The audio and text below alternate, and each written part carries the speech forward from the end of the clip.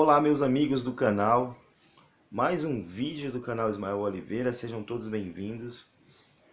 Mais um vídeo para a gente falar um pouquinho sobre religião, sobre a gente comentar um pouquinho o que está acontecendo no nosso país. O vídeo de hoje eu gostaria de falar um pouquinho a respeito de como que o medo é usado, como que o medo é fundamental para fortalecer os alicerces da religião.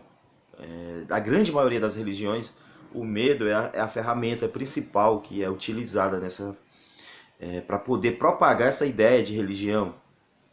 E como que as desculpas que são dadas, baseadas no medo, para que você tenha essa crença, é usado na religião, né?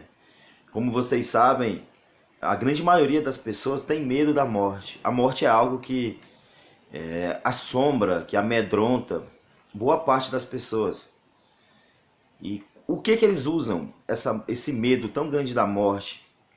Então eles sabem que esse medo existe, é algo que assombra sim a grande maioria, e eles utilizam uma resposta, né? Eles dizem que a morte não é o fim, a morte é apenas o começo para uma vida eterna. Eles usam esse tipo de desculpa, né? Que a morte é apenas uma passagem para uma segunda vida. E uma coisa que a gente vê muito na religião é isso, né? Eles usam muito isso. A gente não tem como mudar o fato que iremos morrer, todos nós iremos morrer, isso é um fato. E a religião pega esse medo e utiliza esse medo para segurar as pessoas. Cara, olha só como não faz sentido nenhum essa ideia, né? Você pegar uma pessoa, utilizar esses medos para manter essa pessoa presa nesse sistema religioso. Quanto mais preso, mais fiel essa pessoa vai ser à religião no qual ela está inserida. E usa essas desculpas esfarrapadas, usa essas mentiras confortáveis para segurar a pessoa dentro desse sistema religioso. Se você for analisar, essa ideia é uma ideia totalmente sem sentido e ridícula. Você acreditar que existe uma divindade, essa divindade projetou esse universo que a gente conhece, projetou a vida, projetou tudo isso da forma que é, simplesmente para poder forçar você a aceitar a ideia desse Deus, aceitar e querer servir esse Deus. Olha só a mediocridade que é essa divindade, se existir. Porque ele criou um mundo no qual a gente não tem o que fazer, nós somos apenas humanos, vivemos sobre circunstâncias que a gente não pode mudar. Mas mesmo assim, essa divindade aí que as pessoas dizem que existe, criou essa realidade, colocou você na condição humana nessa realidade, cheio de problemas, limitações de todos os tipos. E ainda assim esse Deus ele exige que você seja um servo.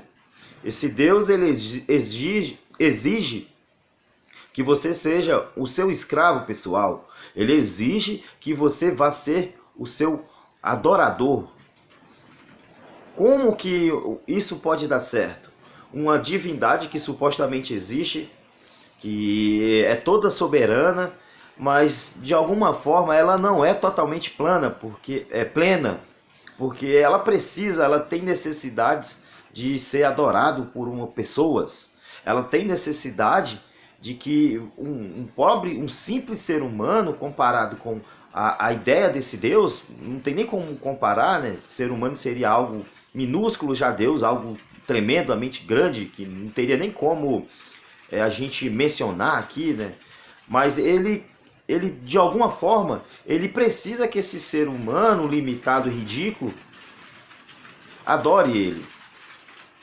Então, pessoal, você vê que essa ideia é um Deus totalmente medíocre.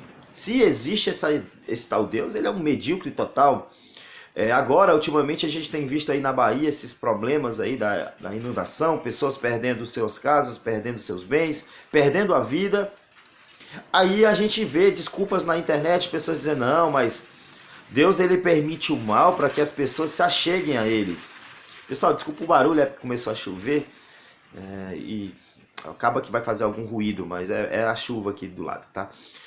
E voltando, né? Então, você já parou para pensar que esse Deus, ele permite toda essa maldade, esses problemas aí, fenômenos naturais, essas chuvas, essas enchentes, para simplesmente forçar as pessoas a adorá-lo? Cara, isso ponha isso na nossa realidade, né? Que tipo de divindade faria algo do tipo, né? Faria um tipo de chantagem desse emocional dessa forma e até fisicamente, porque ele usa os fenômenos naturais para forçar as pessoas a adorar, para forçar as pessoas a correrem até ele. Eu já vi muito essa desculpa que as pessoas dizem: ah, mas Deus permite o mal para que você vá correr até ele. Então você vê que é um Deus que as pessoas pregam. Claro que a gente não tem evidências desse Deus nenhum, né? Mas é um Deus que as pessoas pregam que ele é capaz de qualquer coisa para conseguir o que ele quer. Então, ele é capaz de jogar enchentes, de levar furacões, terremotos, de levar doenças, simplesmente para que o ser humano em questão sinta-se cada vez menor, cada vez mais fraco, cada vez mais limitado e corra em direção a esse Deus. Você já parou para pensar que essa ideia, a moral que isso passa, é de um Deus totalmente terrível, carrasco?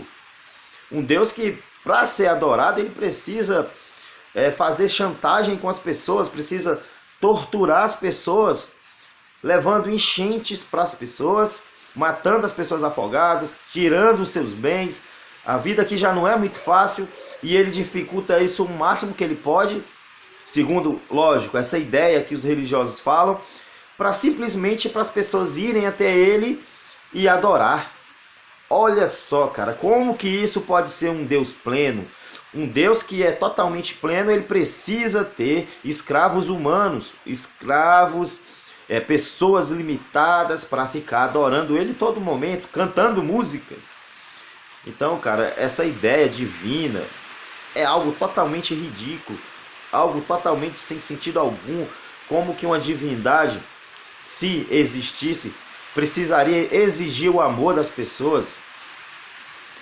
Aqui no Nordeste, cara, aqui no Nordeste eles têm uma ideia de falar que o santo responsável pelas chuvas é São José.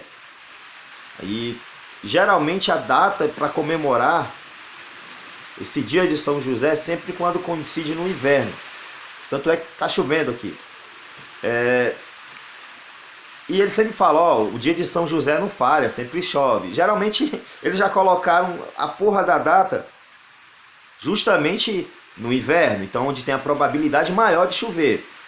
Aí se você for analisar, cara, pensa que existe esse santo São José. Aí ele é o responsável pelas chuvas aqui do Nordeste, pelo menos aqui no meu estado. Esse São José, cara, ele tá maluco. Tá jogando chuva pra caramba lá na Bahia, tá levando no Maranhão. E é totalmente desproporcional. Pessoas sofrendo com enchentes, morrendo, perdendo a vida, perdendo seus bens. E esse santo, ele trabalha dessa forma. Cara, você vê que tem anos e anos aqui que passa seca. Não cai uma gota de chuva. Aí agora já cai de uma vez. Então isso é algo que parece ser regularizado, que tem alguém por trás daquilo, que comanda aquilo racionalmente. Claro que não tem. Então você vê que as crenças religiosas das pessoas são coisas ridículas. Eles utilizam essas bobagens de crenças em divindades, em seres fantásticos, em santos, para tentar justificar as coisas da natureza, né? Chuva, vai chover sim, não tem necessidade de nenhum santo para estar intervindo para chover ou não.